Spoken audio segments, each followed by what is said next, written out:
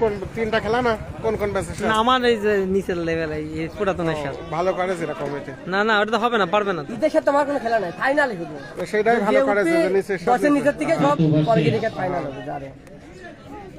না এরা যে মারা মারছে রে ওর তো পরবর্তী টিম মানুষ চালু বিরোধী দলে মোটা হাসছে 2024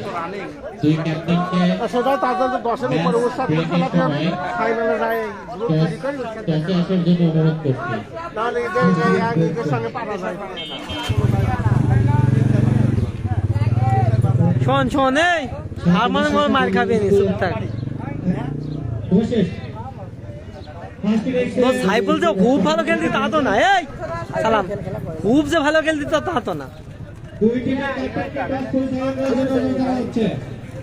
পিঠে যে দুই টিমের খেলোয়াড়